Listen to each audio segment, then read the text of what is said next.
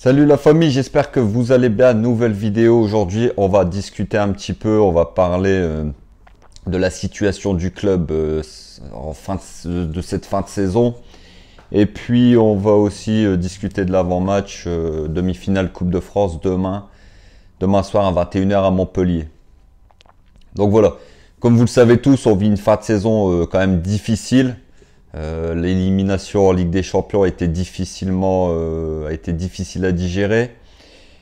En championnat, on n'est pas leader, on est deuxième et on sent que sur les deux derniers matchs, on a peu de chances d'être champion, à moins que Lille fait un faux pas et puis que nous on gagne nos deux matchs.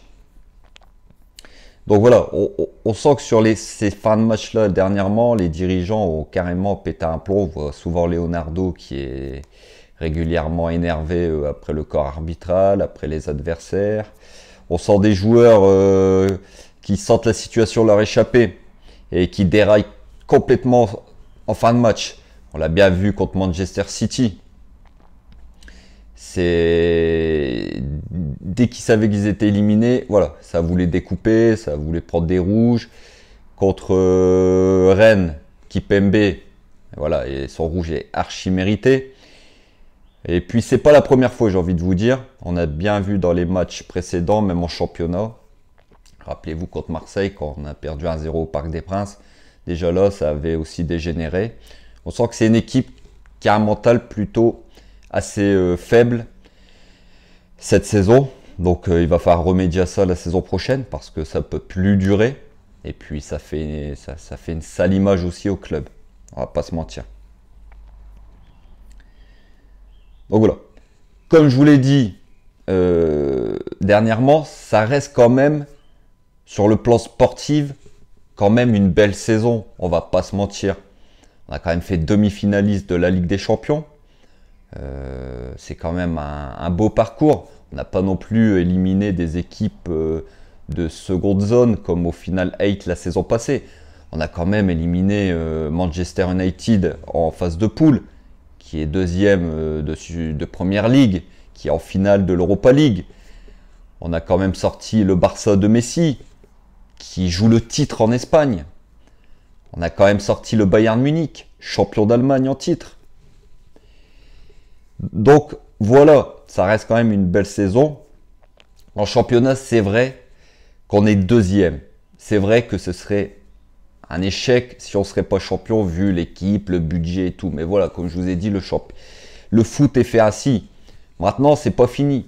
Il suffit que Lille fait un faux pas et que nous, on prend nos 6 points. Au goal of virage, on est largement au-dessus d'eux. On sera champion. On est demi-finaliste de la Coupe de France. Demain, contre Montpellier, on va y revenir après. On a gagné le trophée des champions contre Marseille. Donc, voilà, ça reste quand même une saison passable. On a connu pire, hein, les gars. Il faut pas oublier que voilà, on en veut toujours plus. Nous, supporters du PSG, hein, on a un peu goûté au caviar et on en veut toujours un peu plus. Faut se rappeler des années difficiles qu'on a connues dans le passé. Hein, les vrais supporters de longue date se rappelleront. On a connu quand même des années difficiles. Donc là, on mange du caviar et on en veut toujours plus. Donc voilà, ça reste quand même une belle saison, même si on est deuxième. Il faut sécuriser cette deuxième place en Ligue 1 si on ne peut pas être champion. Demi-finaliste de la Ligue des Champions, on est en demi-finale de la Coupe de France et on a gagné le trophée des champions quand même. Surtout, comme je vous ai dit, on a eu une préparation tronquée. Rappelez-vous, après le Final 8, les joueurs n'ont pas eu de repos. On a attaqué le championnat directement. Il y a eu énormément de cas de Covid dans l'équipe du PSG. Il y a eu des matchs clés, on n'avait pas nos joueurs, ou ça a manqué quand même. On a eu un changement d'entraîneur, les gars, n'oubliez pas. On a perdu, le PSG a licencié Tuchel au mois de décembre. On a eu Pochettino à partir de début janvier. Donc changement d'entraîneur, changement de méthode d'entraînement, changement de management, changement de tactique.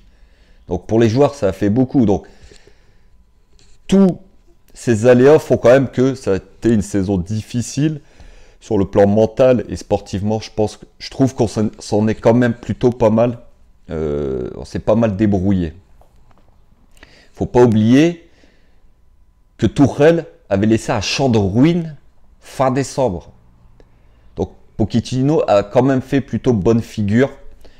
Je trouve qu'il a rétabli un petit peu de mental à cette équipe, de l'état d'esprit. Et il fait quand même demi-finale de la Ligue des Champions en sortant quand même des mammouths à partir des phases finales. Barcelone, Bayern, on va pas y revenir. Contre City, on perd les 2 matchs, on est tombé contre plus fort que nous, c'est comme ça, c'est tout, ça arrive.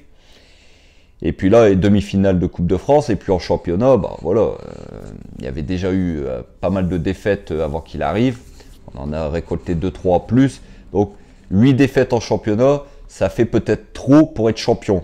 Mais comme je vous ai dit, c'est pas fini, on va se battre jusqu'au bout. Comme je vous ai dit aussi, Tuchel avait laissé un champ de ruines, une équipe mentalement à la dérive. Et je trouve que Pochettino a fait quand même du bon boulot, lui et son staff. Voilà, on redonnait un petit peu de peps à ce PSG qui partait à la dérive fin décembre. On a eu du mal à se qualifier en phase de poule.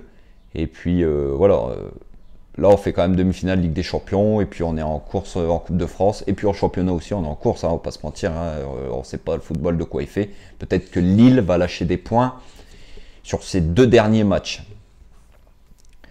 Donc voilà, saison difficile aussi parce qu'il y a eu énormément de joueurs clés qui n'ont pas été au niveau. Je pense à des joueurs comme Neymar qui n'a pas été au niveau, qui a joué trop peu de matchs cette saison. Mbappé a été au niveau. Par contre, je pense aussi à des joueurs, nos latéraux n'ont pas été au niveau. Bernat a été blessé toute la saison. Au milieu de terrain, ça a été un milieu de terrain trop irrégulier. Je pense à des joueurs comme Verratti, comme Gay qui a eu des trous, comme Danilo Pereira.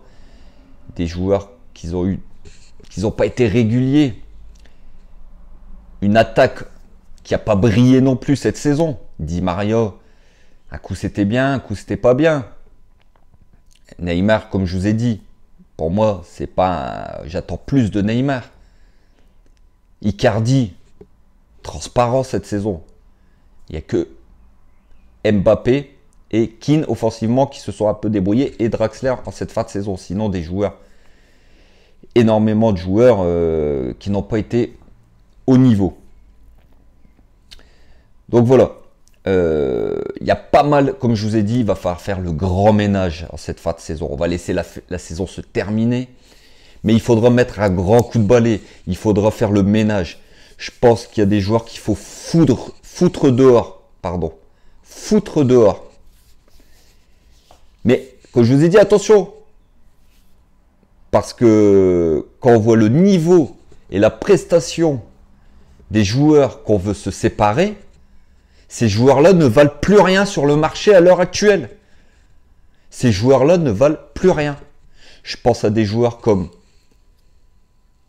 Kerrer, comme pas Florenzi parce qu'on va pas, apparemment on va pas lever l'option d'achat, on va le rendre à l'AS Roma et c'est plutôt une bonne chose. Florenzi pour moi n'a pas la caisse pour jouer au PSG, n'a pas le niveau. Je pense à des joueurs comme Kerrer, des joueurs comme Herrera, des joueurs comme Diallo, des joueurs comme Sarabia.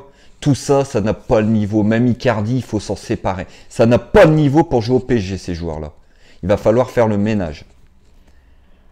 Parce que il ne faut pas se mentir. Il ne faut pas s'attendre à un mercato XXL, à un mercato bling bling, je vous le dis. Parce que vu les finances du club, on a déjà prolongé Neymar, c'est une bonne chose, mais ça coûte très cher. On attend la prolongation de Mbappé, mais ces joueurs-là coûtent énormément de masse salariale au club. Donc, moi, je veux bien quand j'entends des Ramos, des Messi, des Harry Kane, des joueurs top mondial, mais il ne faut pas rêver, les gars. Il ne faut pas rêver, je vous le dis tout de suite. Il va falloir se séparer déjà des parasites dans cette équipe. Et il va falloir aussi que Leonardo achète intelligemment. Je pense à des joueurs peut-être gratuits qui sont en fin de contrat. Parce que franchement, personnellement, des joueurs à 100 millions actuellement, à 150 millions, moi je pense que c'est pas possible. Vu la conjoncture actuelle, c'est pas possible. Donc il faudra que Leonardo fasse de très très bonnes affaires. Il faudra acheter intelligemment. Et comme je vous ai dit, ce sera peut-être des joueurs gratuits. Alors, moi, mon avis sur Ramos, le Ramos de cette saison, c'est un Ramos qu'on sent qui est en fin de cycle. Maintenant, c'est sûr, il va pouvoir amener sa solidité défensive, son expérience dans le vestiaire, son expérience dans les matchs clés. Maintenant, quid de Kimpembe et de Marquinhos? Qu'est-ce qu'on fait de ces joueurs-là? Alors pour moi, Marquinhos, c'est le patron de cette équipe, c'est le capitaine. Donc Kimpembe, peut-être, le mettre en concurrence avec Kimpembe, Ramos. Ça lui ferait pas de mal, Kimpembe, parce que on n'a pas eu un Kimpembe très régulier cette saison. Il y a des matchs où il était parfait, mais il y a des matchs où voilà, le niveau était pas terrible et il déraille souvent en fin de match aussi, lui. Donc voilà, Leonardo, tu as énormément de taf, mon ami. Énormément. Mais on ne doute pas de Leonardo, il nous a fait quand même venir des joueurs de classe mondiale ces dernières années. Je pense que s'il y a bien quelqu'un qui a les compétences pour ça, c'est bien lui. Alors après, il y a des joueurs cette saison qui ont quand même été au niveau. Je pense à Navas, qui a été impérial dans ses buts, qui a peut-être même la casquette de meilleur gardien du monde à l'heure actuelle. Marquinhos, Mbappé, tout ça sont des joueurs quand même qui ont tenu la baraque. Alors ça fait plutôt une belle colonne vertébrale. Après, il y a des joueurs comme Verratti, sincèrement, ça fait 10 ans pratiquement qu'il est au club, 8 ans à peu près. Je pense que Verratti, c'est pareil. Pour moi, il régresse, Marco. C'est dommage parce que c'est un joueur que j'adore. Mais voilà. Donc voilà les gars, sur la situation du club actuellement un petit peu. Maintenant, l'avant-match, on va vite fait faire un petit avant-match pour demain. Donc, les suspendus, Kimpembe qui va prendre très cher pour son geste en fin de match contre Rennes, ses injures, aussi ses insultes en fin de match. Et puis, Herrera, suspendu aussi. Niveau blessé, Bernat, comme toujours, de toute façon, on ne le verra plus Bernat jusqu'à la fin de saison. Et pareil pour Marco Verratti et Kurzawa. C'est des joueurs qu'on ne verra plus d'ici la fin de saison. Ils sont out. Et même Marco Verratti, pour l'Euro, c'est pas sûr qu'il puisse faire l'Euro. Apparemment, sa blessure prendra entre 4 et 6 semaines. Donc c'est dommage pour lui. J'aurais bien voulu voir Marco Verratti à l'Euro. Hein. C'est toujours un joueur du PSG qu'on suit. Donc c'est dommage pour lui. Donc demain, les gars, il faudra au minimum se qualifier. Je m'en fous de la façon qu'on se qualifie, que ce soit dans le temps réglementaire, que ce soit il n'y a vraiment pas de prolongation, pardon, que ce soit au tir au but. Mais je m'en fous, demain, il faut se qualifier. Il faut au minimum aller nous chercher cette Coupe de France, qui est quand même un beau trophée. Donc il faudra quand même aller la chercher. On va jouer une équipe de Montpellier qui, pareil, voudra s'arracher pour se qualifier parce que je pense que niveau Europe, pour se qualifier pour l'Europe, ça sera peut-être leur seule porte de sortie. Donc on va jouer une équipe de Montpellier qui va être bien remontée. Mais je pense que nous aussi, on va vouloir aller chercher cette victoire et aller en finale de cette Coupe de France. Donc demain, mon 11. Donc Navas dans les buts. Je pense que Florenzi va jouer à droite avec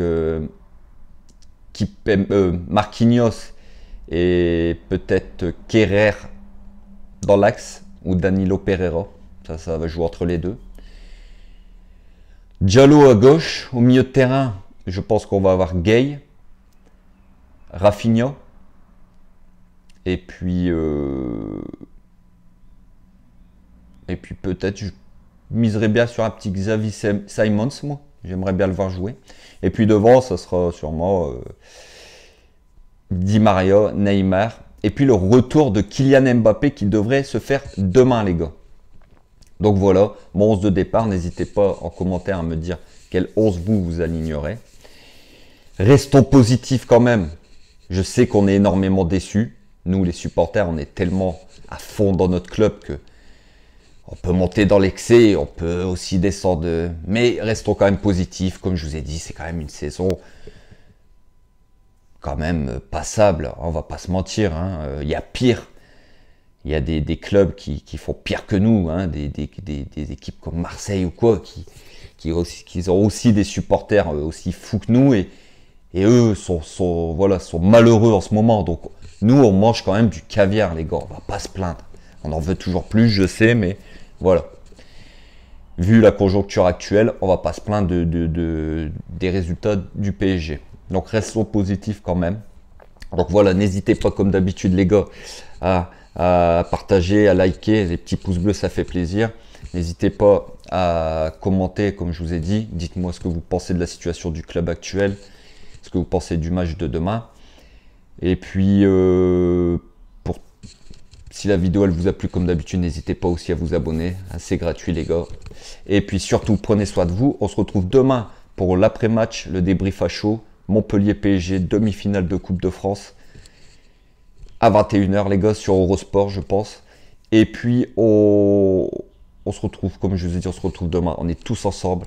Ici c'est Paris et Paris est magique les gars. Ciao.